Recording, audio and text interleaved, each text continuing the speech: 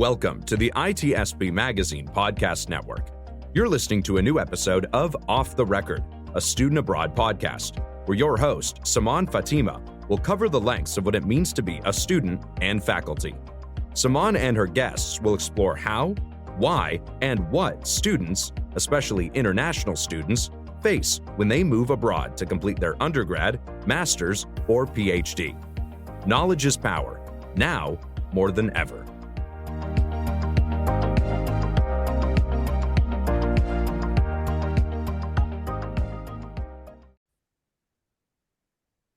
Hi everyone, we're back with another episode with me, Saman, on Off the Record. And here we'll discuss another episode, another university, another student, and obviously different levels of experiences.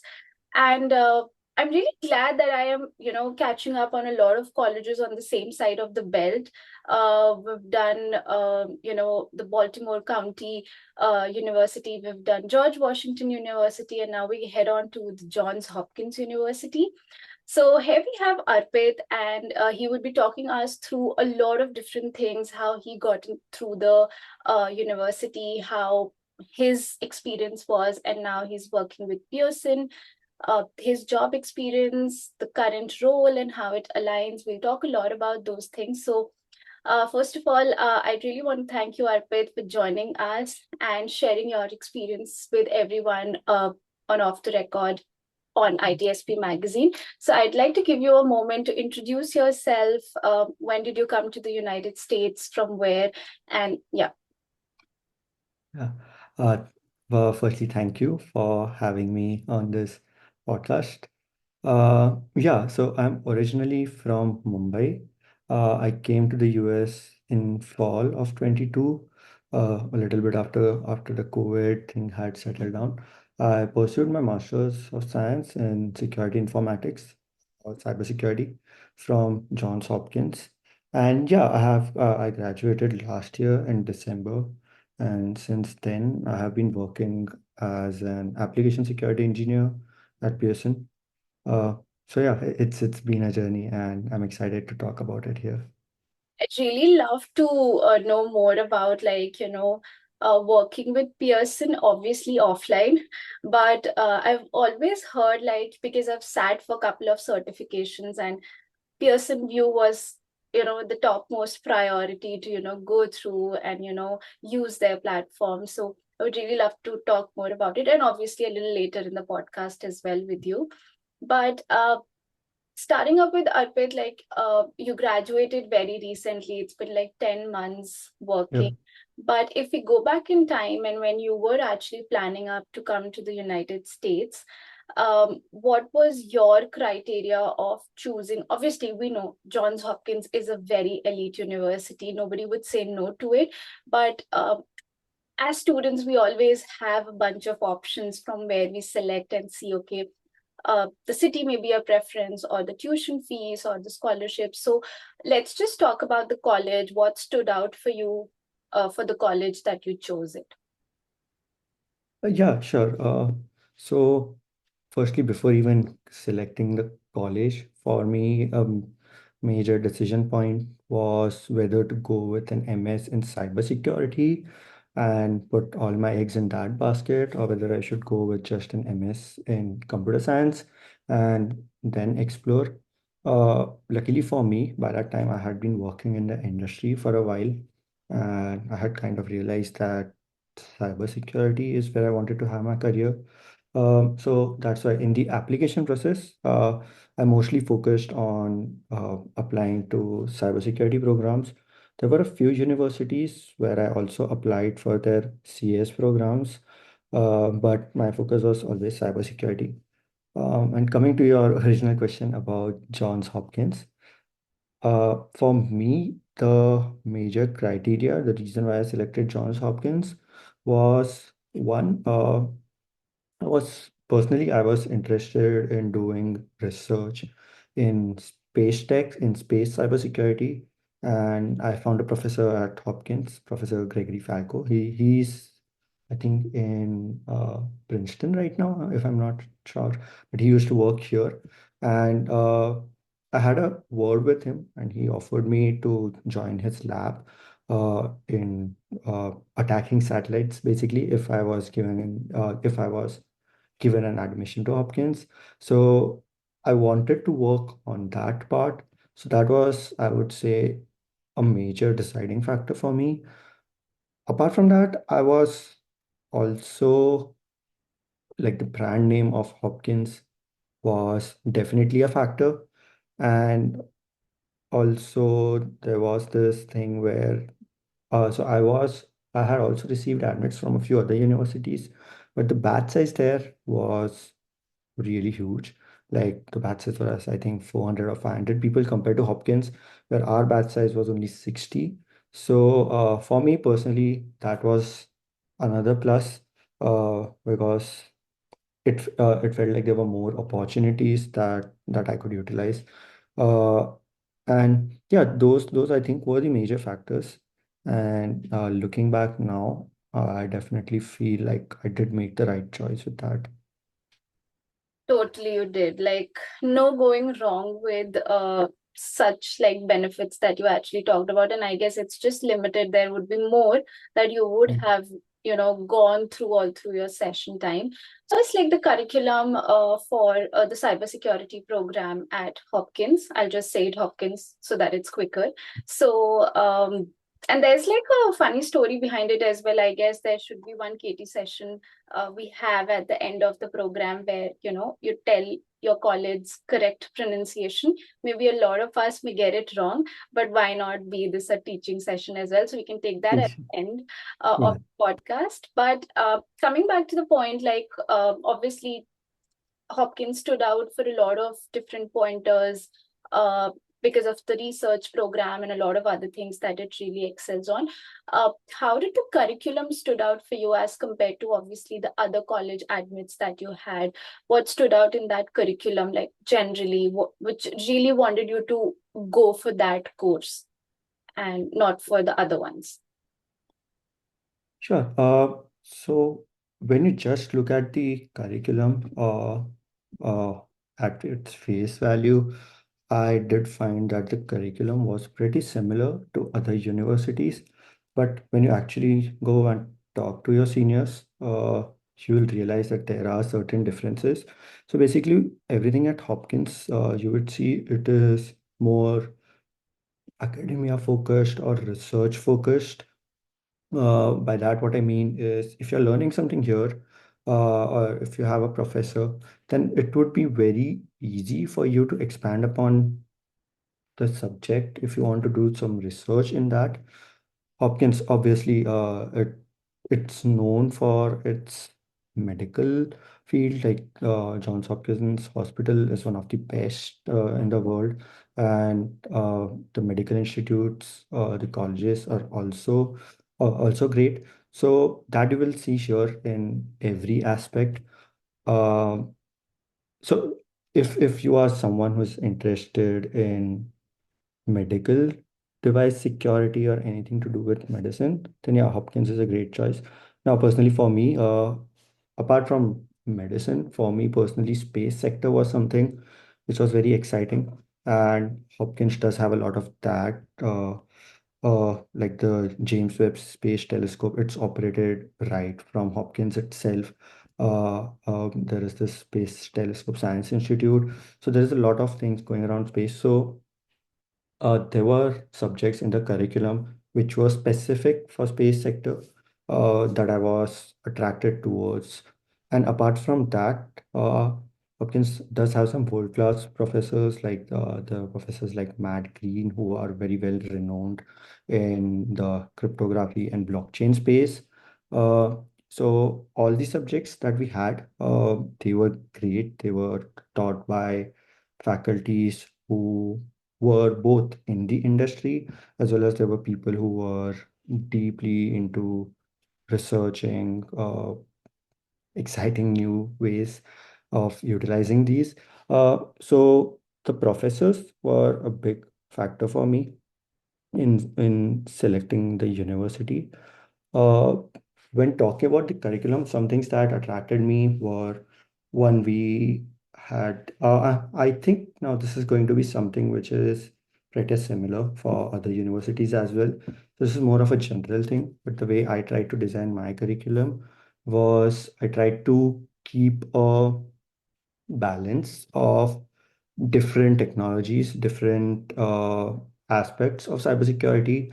So, for example, I took some courses which were more policy and management oriented.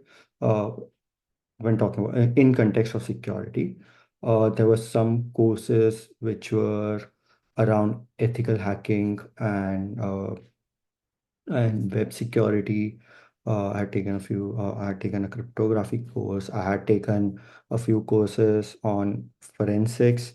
I had taken a few courses on reverse engineering, on network security.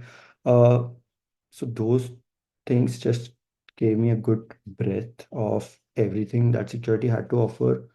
Uh, and that helped me kind of both be a jack of all trades as well as understand what was it that I actually liked and then go deeper into that.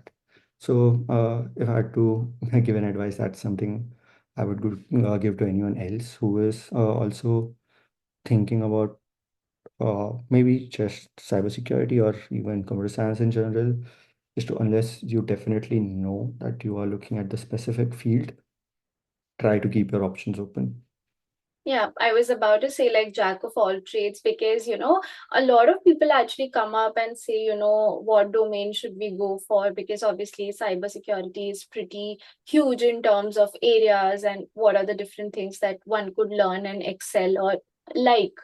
But this is really good. Like if you're paying so much tuition fees, it's better that you explore all of the areas and see for yourself like what works for you once you're out in the professional world. So I would say that's like a really smart decision. And of course, Hopkins providing you with that curriculum where you Yeah. have exposure to everything, like little bit, and then you can actually understand that okay, this happens here, and you know that would have helped you a lot, Arpit, with choosing what area you want to go into eventually.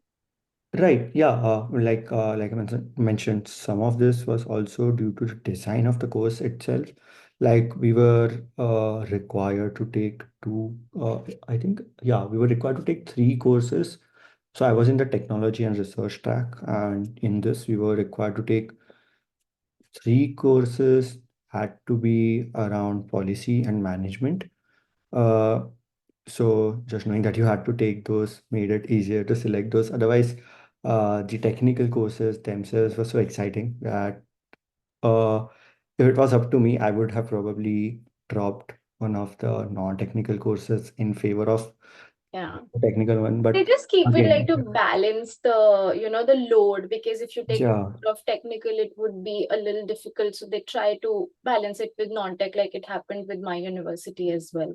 definitely. And by being in the industry, definitely having those non-tech subjects were definitely really helpful. Things like just writing up incident response plans or uh, knowing about privacy laws, Mhm. uh, things of that nature are really helpful now I when I'm agree. working in my job. There was one subject with my university, like in the curriculum, it was on disaster management. Mhm. And we used to actually write like BCP, like for, any private sector. Like there were, certain cases where our professors used to, call up the friends and, give us like certain sections of their private sector, product. And we used to do like the 360-degree analysis. And then we used to write a report, okay, this is missing. We would recommend this to be done. And, there's no, like there were institutions where DR plans were not there. Right. So, it's difficult, to cope up with such places where you have your database just across a tropical place and you don't know anything can happen. So, those were good situations where I actually wrote like DR plans for a government agency. And it was fun, like to, hypothetically think of situations and write it, and just to understand what actually happens when BCP occurs or, disaster occurs. Right, even for me, so it's not just hypothetical. So we had a similar subject, cybersecurity risk management, CRM, where we had the same thing. We were supposed to write a HIPAA audit report for a medical institution, and the way we went about doing that, so just doing like an architecture of the entire hospital network, who all the stakeholders were, what's the important data, how it's being secured, backups, right till the point of writing a final report and then presenting it in front of the class. That exact thing. So earlier, before coming to the US, I used to work at EY for a while, and the exact thing that we did in CRM across our semester was the same thing that we actually did with one of our one of our Fortune 500 clients. So just seeing how accurate it was in its portrayal of what you do in the industry was really good. Like if you're someone who is interested in those kind of things about audits, or like you mentioned, disaster recovery plans, writing those up, building those out, then taking such courses would really be helpful. I agree. There's like one more subject that I had. Like these subjects I really liked because they were not more of theoretical portions, but they were like what you learned is what you actually practically apply. So there was a course, I just can't remember its name, but it was more of where you're divided into teams, obviously, and then you choose one product or maybe one anything that's operating currently, and build up the architecture for it if you are building for it, Right. and then see what model they are actually following and how safeguard their data is and how they're actually processing all those things. So I do remember we had different situations, but my team actually chose, there's like a grocery run app back in India that's called Blinkit. If Mm-hmm. anyone not knows, so Blinkit has this thing that, we deliver everything in 30 minutes, like anything with there in, 30 minutes or maybe lesser, I guess. I don't remember it now. It's way past 1 year. So we did like the complete analysis of what actually, how it's actually, built up, and then what all things we can incorporate to, magnify those features better. So these activities actually play really a role here where you actually understand things and then you get out in the world and apply it. And that's what I guess the curriculum for you also provided. Right, right. Not exactly the same, but we had a similar subject called SVA, which was software vulnerability analysis, which I felt was really cool. So some parts of it was similar to what you said, where we took an existing application and then kind of understood how its architecture worked. We took open source applications, so it helped having the access to the code to see how it worked. But moving further into the course, we actually kind of like reverse engineered those retro games that we had in consoles, like the Mitashi consoles and things like that. Oh, nice. Yeah, we reverse engineered those games, exploited vulnerabilities in them, Mhm. hacked them. So that course was both extremely fun and very technical. Like I've learned more in that one course in 3 months than I had in like I three agree. years And before that. I still remember in my first semester, like the first fall semester, I had a subject where, we were given like a safe, closed environment, and we had to perform multiple attacks in that environment, limited to the data we have. Right. And that was by far the best. Like you do those attack, and then as part of getting the grades, you have to replicate the same attack in the class on a presentation mode in front of your professor, and you do those attacks. Or, day one, you had to do those password attacks, so you know how Mhm. to generate those passwords. So that was really amazing for me to know, like it's cracking the password from day one of my fall Right. semester, and it cracked it at the end of the fall semester. So, that was technically our assignments to, Mhm. do and submit it, and maybe like extra credit or anything of that sort. But those were the instances where everyone actually understand, okay, this is security onion, this is how things work up here. And when we talk about things like client server, there actually you understand better who is who and what are we actually doing it.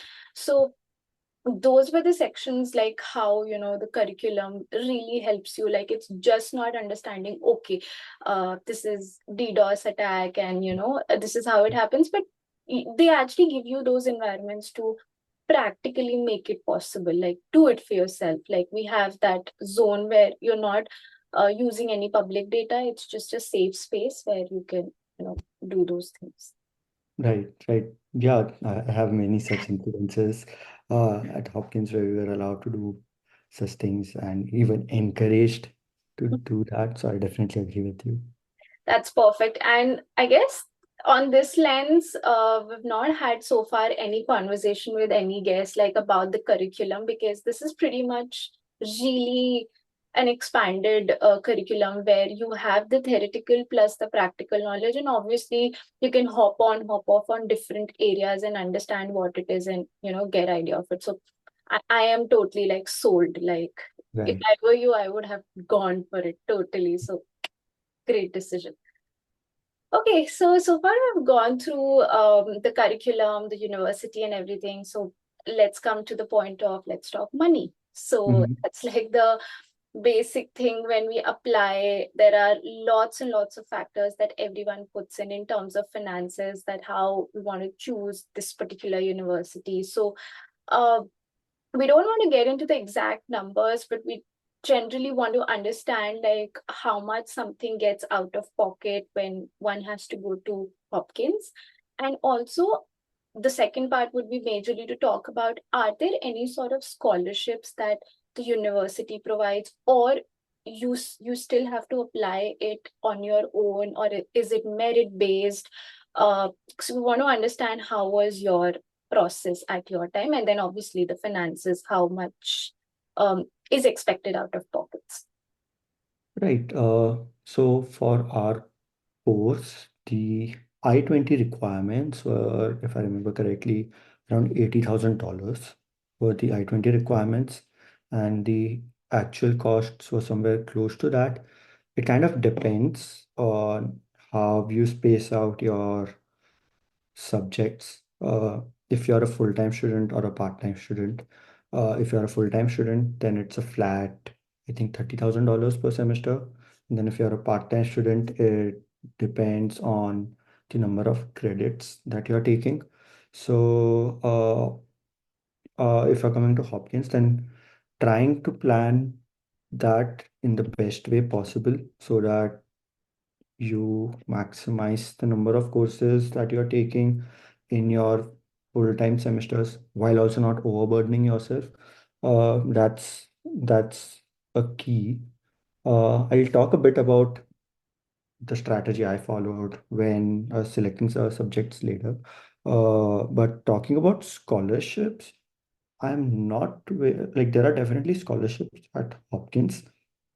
From what I saw, a lot of those were mainly for US citizens, because I think Department of Defense uh, has some scholarship programs that are running. Even Hopkins themselves do. Uh, but mostly when it comes to international students, me personally, or I don't even know anyone else who received any sort of scholarships from Okay. Hopkins. So that's one thing. But the other side of this is also one thing that I touched upon earlier is that the batch size is small. So the research opportunities that you have here are relatively huge. So almost everyone in my batch, me including, were able to land an RA role in the first few months, or definitely by the second semester. There are also some on-campus jobs that are available, but doing RA would definitely, if you're able to get an RA, that would definitely be a more useful uh, use of your time. And it paid enough that it took care of my general living expense, so that the only thing I actually had to pay out of pocket was the tuition fees. Got it. That's good. Like I'm sorry I did not add up more about the, what you talk about, the research assistant and those kind of situation, because if not scholarship, those things actually help students in terms of like the day-to-day rent and other things, because the only bigger chunk is the tuition fees. Right, So, yeah, right. that's great. Okay. And in terms of like when we talk about your application, like when you submitted it to Hopkins, Mm-hmm. I know it's pretty like a flashback memory, but Mm-hmm. anything like we know that one has to send LORs, one has to send the SOP, and those are the common things. But apart from that, did Hopkins ask for anything, different, like in terms of like a video interview or an essay, like a separate essay from SOP, Right. or maybe like the test scores, anything of that sort? Uh, If you don't remember, that's also fine. That's totally good. yeah, no, I just don't remember whether GRE was required at that time or not. Mhm. The English scores were definitely required. Okay. Uh, they had suggested us to go through some third party for conversion of our Indian exam scores to something that Okay. to a US format. I don't know what that third party was, but I didn't do that. I just sent my transfers. Before that, I had asked them on email, Mhm. asking whether it's required or just recommended, and they said it's just recommended, but you can send in Oh, your regular official transcript. So I just did that. Apart from that, I think Hopkins also required us to send. So we had to give our SOPs and LORs. correct. But Hopkins also required us to send one video essay Okay. talking about the same thing, why we want to join Hopkins and how it Hmm. would us in our career. Got So it. yeah, those pretty standard stuff, just these one or two extra things that were required. Yeah, because the question that I like, my motive of asking this question was because you mentioned like your class strength was smaller, Yeah. so obviously they're trying to like trim down on people, so there Mhm. has to be something that they're trimming it down. So maybe the video, the thing helps them to actually filter out people that who they want to Right, go that's into. definitely possible. Yeah.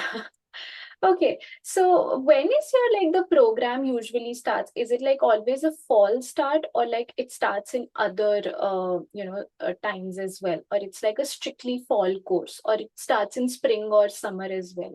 No, Intake wise. it starts both in fall and spring. Okay. From what I saw, most people do join in fall. Okay. But here it doesn't really matter. Like you can start in spring as well. Okay.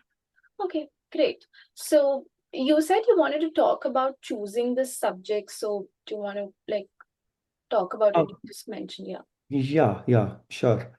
Uh, so when we spoke about fall or spring, Mm-hmm. I think one benefit of going for fall is so some subjects are only available in fall, some are only available in spring, and some are available throughout. So the choices that you have are more when you are more in the fall semesters. So generally here at Hopkins, people finish their courses in 3 semesters, uh, maximum 4. But most of the people I know, they finished it in 3 semesters, mainly because of the costs that are involved. So what I personally did was, so for completing a degree, you need to complete 10 uh, courses. I think it was 40 credits or 30 credits. I'm not sure about the number of credits, but it translated to 10 courses as well as a project, a final project that you had to do. So for me, what I did was in the first semester, I took 5 subjects. Uh, in the A lot, Arpit. Yeah, so the reason I did that was okay. So even when it comes to selecting these subjects, uh, what I did was, and what a lot of people do, is I selected more. Uh, I think I selected 4 technical subjects and 1 management subject. So generally, the workload for the management subject is a little bit on the lower end. So let's say it's like a 4.5 subjects, and I had a RA alongside that. So most people do 4 subjects, and then in the next semester they do five subjects. I did it the opposite way around. Uh, in my second semester, I took 4 subjects, as well as I tried to complete my capstone. So I completed my capstone project in the second semester itself. The reason for doing this, and in the final semester, I just took one management subject. So the reason for me personally do this is, like I had mentioned, one was cost. So if you're taking anything more than 2 subjects, so three, four, 5 subjects, you end up paying the same. So I wanted to maximize the number of subjects I had completed in the first 2 semester. Uh, you don't need to do that. You can also do 4-4-2. Uh, that also works. In the second semester, I wanted to get done with my capstone so that I had like one full semester where I could do either like a internship alongside my uh, classes, and I could also focus a bit on looking for jobs. So that was the reason I aggressively tried to keep my last semester as light as possible. Obviously, So and job yeah, switch as well. yeah. So it definitely worked. It was a bit hectic Hmm. did all these uh, courses. But again, we do have a good amount of time. Like if you want to drop a subject, you have, I think, a month or 2 months since your program starts. If you feel you are overexerting and you want to drop any subject and then take it up later. So, uh, like it was a safe bet to go with that. And because of this, like in my final semester, I was able to just continue the internship I was doing over the summer. I was able to continue that into a part-time internship in my final semester as well. So that gave me a good amount of like continuity and experience. And then I was just able to, after graduation, I was able to just convert that into the full-time job. And obviously, you had a great summer with your internship and then Yeah, converting because you had not much of the subjects to do. It was more of right. a interning time and learning and, putting Yeah, up everything what definitely. you have Yeah. learned. I So didn't that's really have to think much about my capstone project because it was already done. correct. So this was the way I did it. It's definitely a bit more hectic towards the beginning. But you can also do, like you can maybe start with this, but if you feel that it's becoming too much, you can maybe drop a subject and do 4-4-2, Okay. which is what a lot of people do. I guess it's a fair idea, I think. So when you come here, um, you're here for the studies, so it's better you take more load and get things done early. Had it been I would have been at your place, I would have done the same, maybe like taking up maximum subjects at the starting so that the last semester I'm like pretty much open with the current job scenario and everything. Because rather than chilling around in the first semester, that would really become hard to actually put yourself out for second and the last semester, because your chill period would have made you so lazy that it would be difficult to take maximum subjects in the next 2 semesters. So it's better like start being tough on yourself from day one, like to take maximum and then maybe relaxing at the last semester, like what you did. Right, and I mean it's also a bit about strategizing. Yeah. So, for example, for me, so if you end up taking too many subjects, but then you're not able to do good in any of them, then too, it's You have not to a make good a idea. balance. I guess the Yeah. four subjects should be in a way that at least you're able Yeah. to manage. So for me, for example, I had talked to a lot of seniors before deciding which subjects to take when. So let's say in the 5 subjects that I took in the first semester, one was a management subject, CRM. So I looked at its curriculum. It seemed similar to the work I had done already at EY. So I thought it would be relatively easy. It wouldn't take a lot of effort. So that was one subject down. The second subject was space systems, cybersecurity. This again was so the same professor at whose lab I was working, he was the one who was teaching this. So whatever work I was doing in the lab, it was almost like the same thing was being taught again in the course. There were a few extras, but the effort required there as well wasn't that much. So there are two subjects down. So now in reality, I only had like three subjects where I had to actually dedicate a lot of time and effort uh, to study. So that made it easy. And in the second semester as well, I think I took up ethical hacking, which was something I used to do bug bounties a lot in the past, bug bounties and even penetration testing. So I figured that subject would be relatively easy for me to do. So there was a bit less pressure for that, as well as there was systems security that was also relatively easier. So, and again, one management subject again in that semester, which was relatively chill. So then in that semester, I was able to focus more on my capstone and two actual technical subjects. So, for me, I actually had planned exactly which subjects I would take in each semester before I had even started my first semester. And I had done all of this with like talking to seniors about how the professors are, how much is the assignment load, how is the subject, are there things that you can do beforehand which makes it easier for you during the classes itself. So all those sort of things just I think help me optimize my approach, if I have to use those words. I can't hear you. Oh, sorry. Sorry. So it's basically we're talking more in the computer language of, optimizing, Ah, strategizing. So, but yeah, that's like a fair strategy, and I am totally like siding it. And I guess everyone hearing it right now may have gotten a good idea that, if you have to take 10 subjects and somehow be quicker on that side, strategize it better, connect with your alumni, and obviously listening here as well would help that somehow you have to balance it out. right. Great. So great, we talked about a in depth about subjects, choosing curriculum, finances, scholarship, and the assistantship and other things as well. um just wanted to like go to the next step before we talk more about things when you came to United States. It's the elephant in the room. That's how was your visa experience, Arpit, for you?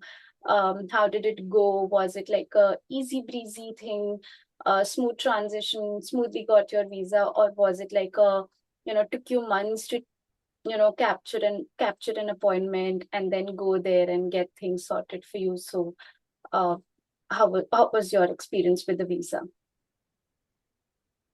I'm trying to remember it, but I think honestly for me it went pretty smooth. That's why Oh, you were not able to remember anything because it yeah, went I think it was pretty smooth. smooth. I was a part of a few WhatsApp groups where people used to post if any visa slots were available. So before booking the slots, that was the only thing I really had to constantly monitor. And then after that, it was just about finding the slot. I was able to find a slot in Mumbai itself. Mhm. And the visa interview was also pretty straightforward. I think I was just asked one or two questions. Like, I think the interviewer just saw my I-20. He's like, oh, Johns Hopkins, Maryland. I'm like, yes, Maryland. And that's, I think, all I remember from the interview. It maybe got over in 10-15 seconds, so there was not a lot there. So, yeah, for me personally, it was a very seamless experience. Great, great. That's great because I've had really bad experiences with visa appointments and Yeah, I everything. have heard.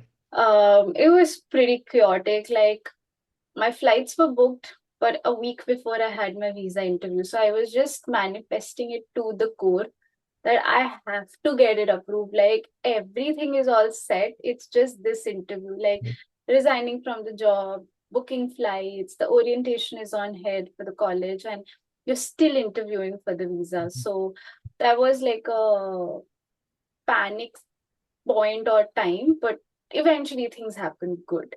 So, Yeah.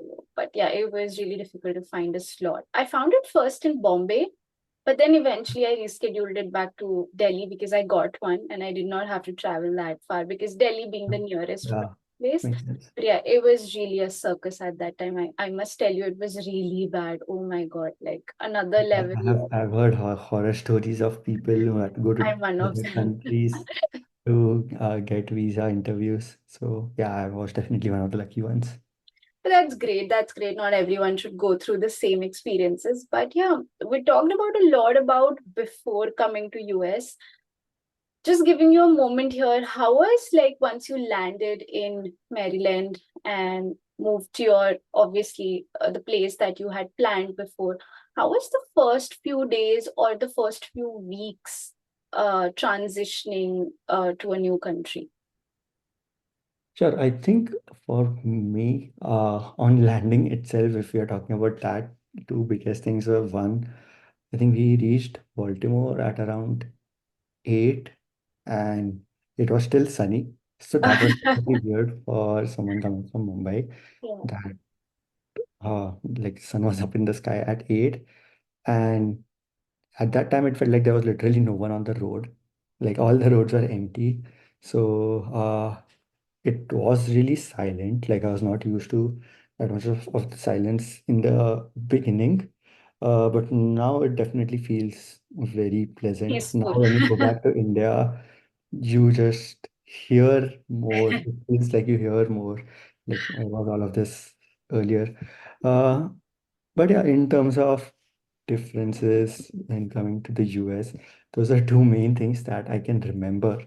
Apart from that, personally for me, and I mean, I would recommend this to anyone else also, if possible for you to do, is so few small things were when coming here, we had pre-ordered our mattresses Oh, and like Wi-Fi because we reached here late at night and first itself we had our house where we were supposed to stay. A lot of people get a hotel and then it's a non-issue. But if you are coming directly to your apartment and having those two things are definitely helpful. For me, one of my friends who had come to the US earlier, a year before me. He had come to help us set up. So that definitely made it a lot easier for us. So if possible for anyone, that's something I would definitely recommend.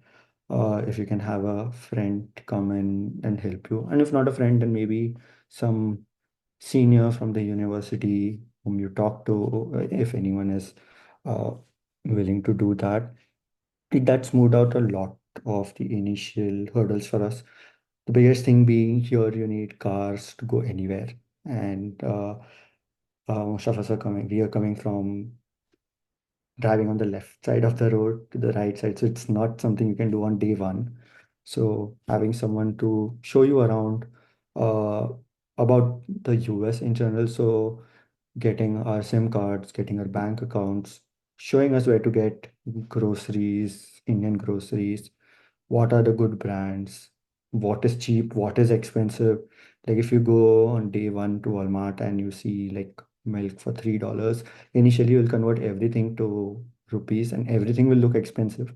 So you won't have a frame of reference. So just having someone in the initial few days to help you set up, that's like I was really lucky that I had a friend to help me with that. But if that's not the case, then you can definitely join the like all colleges have groups for new students mhm. where there are some seniors, so you can join those and you can ask as many questions as you want there. Or you can, as I said, if you have some senior with whom you talk to or someone who is local to the area, and just having them show you around uh, things about the US in the initial few days is definitely helpful. Yeah. And then after that, you'll easily get settled in a Yeah, you have to actually. And I remember like my university had this thing that they started up this volunteering program to pick up the students, like the incoming Mhm. students from the airport, like give them a ride to their places. And I really loved that because the airport from my place back in Atlanta was pretty far. And Right. Atlanta is famous for, a lot of traffics and other things. And same as you, I had the same experience. Like, I landed at 7 and technically 6:30, and 6:30 is that time in India when the sun is almost at the verge of, like, just hiding itself, but it just felt like it's fully up, like Yeah, it was. scaring me a lot. But then I thought maybe my times haven't changed. It's somewhere else's time that I'm able Mm. to see, and that's why I see, sun and everything. It's still like 3 or 4 o'clock in the afternoon. But eventually I got hold, like that was the biggest thing, like, sitting in the balcony for hours and then realizing, oh my God, it's 8:45 in the night. Yeah, I have to make dinner and eat dinner. So, right. that took me some time. And then since I reached late, I had a lot of help from folks in terms Mm. of like bank appointments, grocery shopping. And I would totally agree, like, I did not even understand the difference between a lot of, tomatoes and, different types of them. And I was like, which one are we buying Yeah, it? like there are just so One, many options here. yeah, You have milk, you have like whole milk, 2% milk. Then you have all these non-dairy options. correct. Like I was really lost for a moment that which which one should I buy? And in my head, I'm already like converting everything, like $3, $4, Right. $1, 99 cents, and everything of that sort. And yeah, it took me ages to actually understand what is like quarter, what is like dime, Mhm. and other things. So yeah, it's always like a mixed feeling, but then we eventually sustained here, loved here, and now we know everything to what one day we were just thinking what to buy, what not to buy. So it's a long journey, but it was a great experience, and so was yours Yeah, as well. same for me. It took you some time to settle up your room and, you know, Yeah, I am still doing that. I'm still in the student mode. okay. And yeah, one thing that I think I didn't mention probably is so I mentioned mattress as an example, but you will find your local groups. There are a lot of groups local to your colleges where students are who have graduated, they're selling off their old things, and these people, if they're getting jobs elsewhere and they need to move quickly, you'll often find a lot of things for extremely cheap. So that's how I like I have bought, like most of the people here buy a lot of things. You don't just buy new off Amazon, and that's a good way to save money. Yeah. You can just buy like a desk for super cheap, desk, monitor, cupboards, any I essentials. still go through Facebook Marketplace a lot. Uh, Yeah, Now that I live in like in a different state and live alone, student life was more of shareable spaces. right. But I still like go through Marketplace because you see a lot of good things at cheaper price, and that's like vintage or goes with the vibe of your room, and or maybe like a necessity for you, and you get those things. Yeah, So definitely. That's the first place I look I at guess that if was I'm looking to one buy of the something. thing that I learned from US as well. Like, I remember it very correctly. My roommate came up and said, "There's like a sofa set, that's there below in front of the apartment. Let's just go and see how does it look. Do we want to keep it in our living room when we were students?" And we Right. had that. Like, couple of other people had like a television, just in the Yeah. uh, side of the apartment, and they just used it for the entirety of their student time. So that was also one other thing that I was like, who leaves this all items for free? I would have not left it. Like they Yeah. could have put something and they were all free, and you just have to bring them up to your place. Yeah. And And you don't see a lot of these things in India. Like there are right, definitely some secondhand marketplaces. they're never free. Where it's quicker. Yeah. But the extent of what similar things you see in the US, it's not the same in India. And definitely, people leave things on Yeah, the sides or correct. in shared spaces in the building, and Hmm. it's free for everyone to use. So that's definitely a thing here. I've had my first vacuum like that back in student times. So yeah, it's Yeah, all I have gotten a lot of books like that. Like oh, there are nice. a lot of open libraries Okay. everywhere where people leave their books and you can take them, read them, and then keep your own books, whatever. So I've built my library like that. Nice, nice, nice. That's great. Like this is one thing that I was really amazed at, but now I really love this part Yeah, of what we have, this give and take thing of no, like of all these commodities. So I really love it. At times I put it likewise, drop it, like just take it. Like yeah, I don't want to charge anything. So that's like the best part of living here. You get amazing things at free yeah. prices. Hopefully, yes. Great. So I know we've talked in length about a lot of things, and pretty much the last segment is basically to talk about your current job experience and how does it aligns with your degree program that you did. So if you can shed some light, obviously talking about what is your position and company name, but how it aligns with your degree program and yeah. Yeah, so currently I'm working as an associate application security engineer at Pearson. So this is a role that continued from my internship.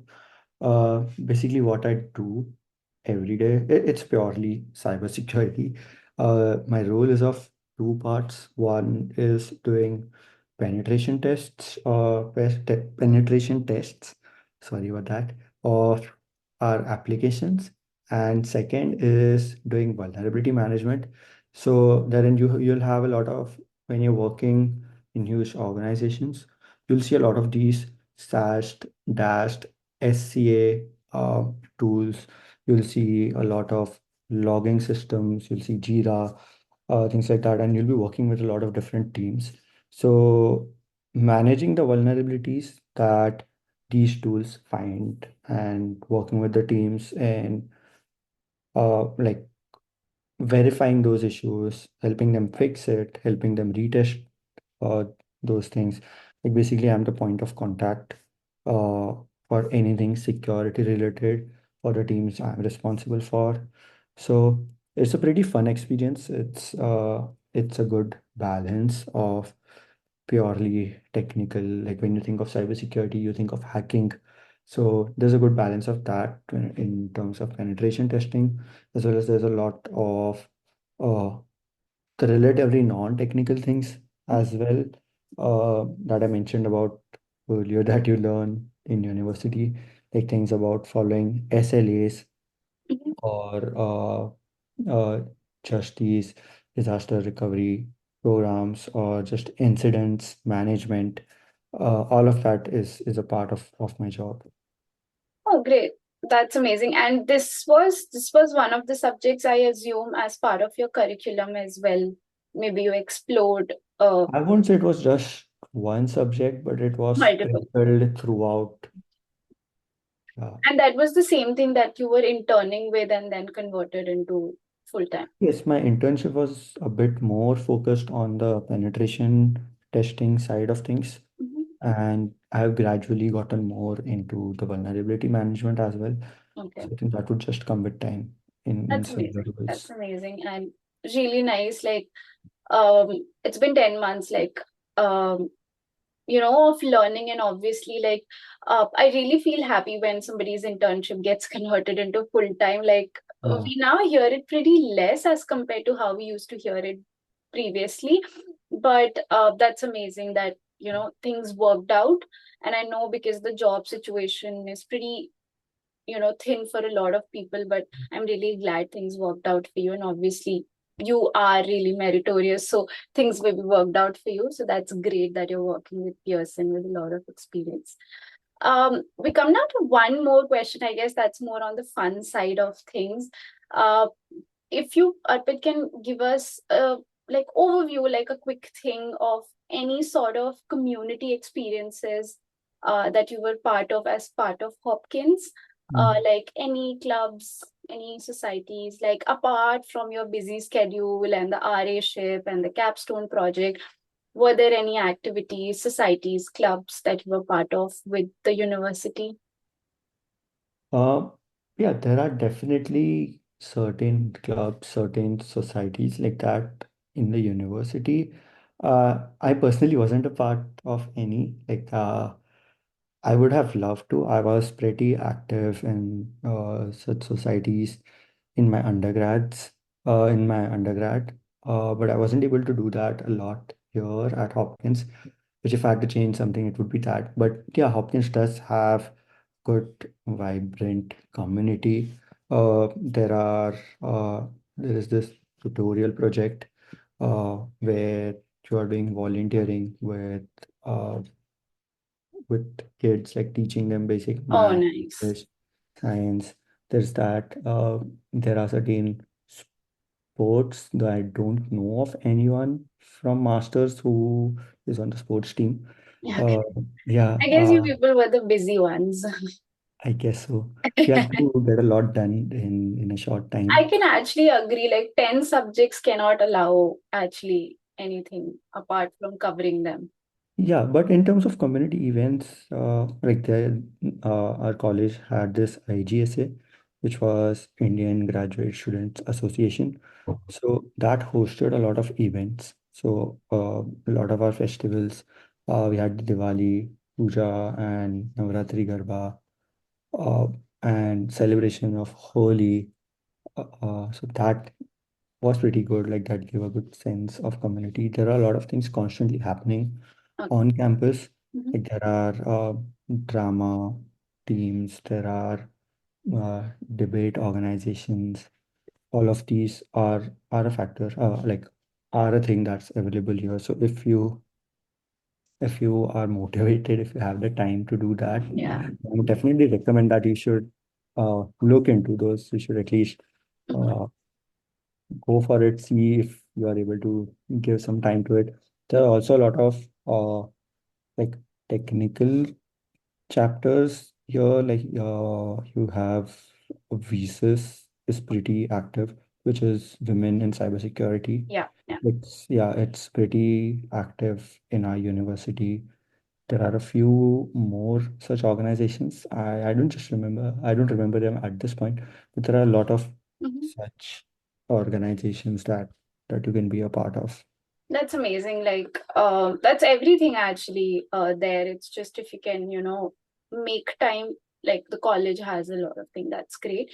And Arpit, do you want to like shed some light on your college pronunciation, like that I went wrong with, and obviously you learned it as well on your orientation day. So do you want to put it out on the podcast, like what's the correct pronunciation so that nobody gets wrong with it, if by any means they are unintentionally? Yeah, this is just a thing that a lot of people do. I think almost everyone, when reading the college name, the first time they would do this mistake. I did it. You did it. I did.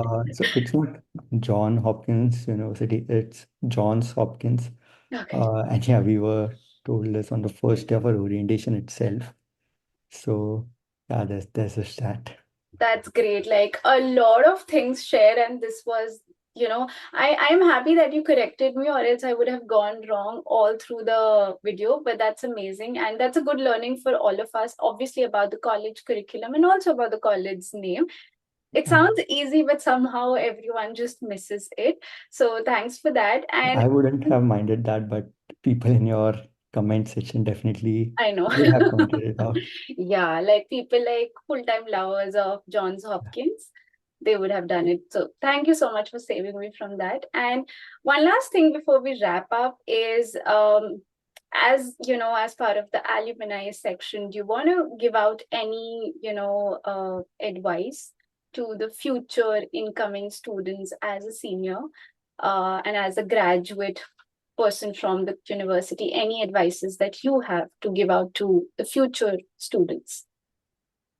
Um, just like a few random pointers Mhm. that I can point out. One is, if you're talking about cybersecurity, then if you are anyone who is interested even a little bit into things around the medical community, then I don't think there's any better place than Hopkins for that.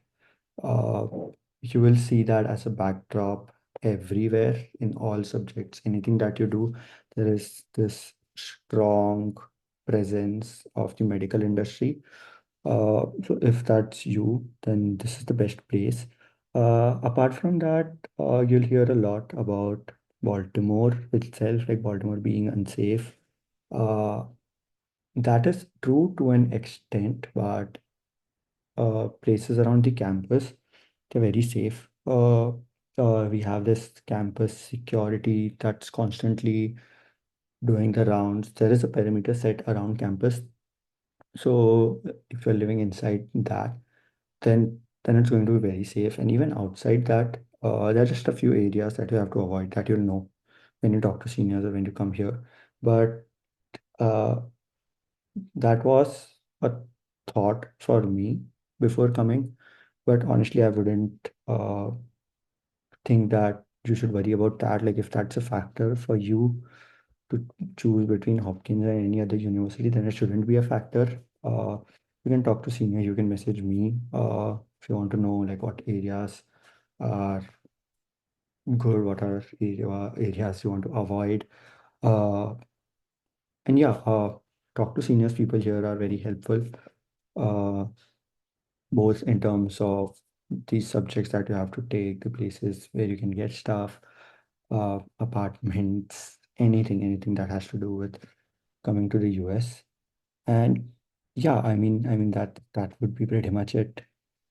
Thank you so much, Arpit. And we'll have your LinkedIn handle in the description below. So if anyone wants to ask more follow-up questions, anything more that we couldn't discuss here, or you want to have more one-on-one discussions, so we'll have his LinkedIn handle and you can totally connect with him and ask more questions, if any, obviously, related to your degree program or any specific questions. But this was really great to talk about a lot of things, Arpit, and thank you so much for taking out time and coming here, talking about your experiences. I know we discussed in length about a lot of things, and if somebody is coming up for this course, it would be really, really fruitful. Like I can say it, if I was to come and choose for the cyber program, this particular discussion, the things that you talked about would really have helped me, in actually like just choosing that course and the college. So thank you so much for taking out time, and I hope so people take advantage of it and ask more questions, and there could be more brilliant mind coming to Johns Hopkins. So thank you so much for sparing time and coming on ITSP Magazine. No, thanks a lot for having me here. It was similar podcasts and similar videos that helped me as well when I was coming here. So I'm just happy to kind of pay it forward. So thank you. And yeah, definitely feel free to message me on LinkedIn if you want to discuss anything about Hopkins. Great. Thank you so much. And to everyone, we'll be back with another episode soon. And happy holidays to everyone. And thank you so much, Arpit. Bye. Bye bye.